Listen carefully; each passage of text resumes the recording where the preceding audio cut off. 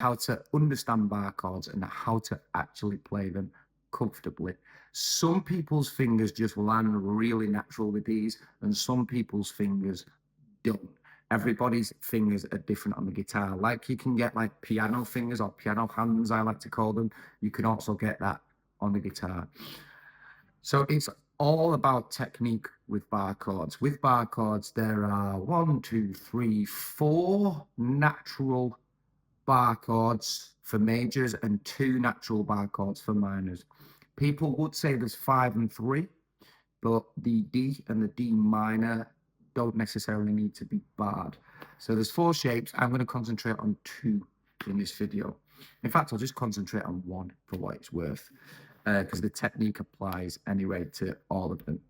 So you have the C shape, the A shape, the G shape, the E shape. The D shape isn't really a bar. And then in the minors, you have the E minor shape and the A minor shape. The D minor shape doesn't really count. We're going to focus on the E shape, which is probably the most common bar chord shape, which is this. Now, before we get into it, I will tell you what makes a massive difference with this is having a guitar that is set up really nicely. If your strings are really high off the fretboard, it's going to be a lot harder to do these. If they're very low and close to the fretboard, it's going to be a lot easier to do this. You might get some fretting out noise, so some kind of buzzing sounds when you do it. Don't worry, that will iron out as you do it more. So one of the most common things that I see in terms of problems with bar chords when they play them is they'll play like this. Yeah. Now, I'm pushing here on this fret. But this is the bar, by the way. I'm barring here. However, my fingers are not pushing properly on all of the strings. For a bar, it needs to essentially be pushing on all of the strings equally and hard.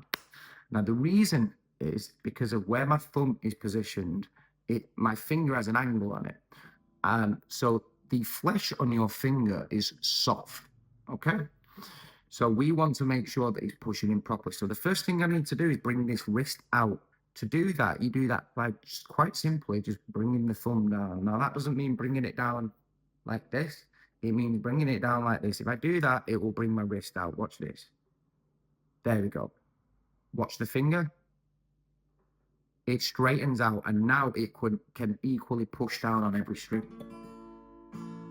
Okay, that's part 1. Part 2 of it is, if you're fully on the flesh, what I want you to do is I want you to slightly turn your finger, and you have to do this again by repositioning your thumb.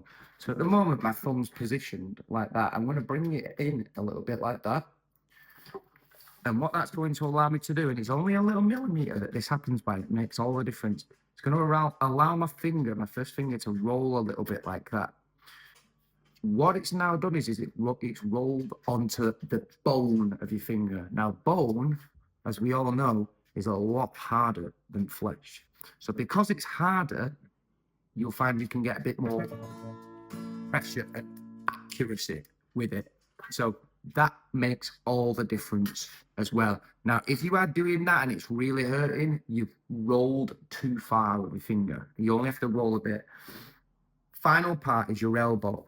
If you're barring, your elbow is coming into your body like that, you're doing it. I wouldn't recommend doing that. Your elbow needs to be out of your body. If it's uncomfortable, again, check the positioning of your thumb. That thumb makes all the difference, believe it or not. For something that technically is doing nothing, it does such a big, important job. I hope that helps you with your bar chords and learning them. Let me know how you get on in the comments.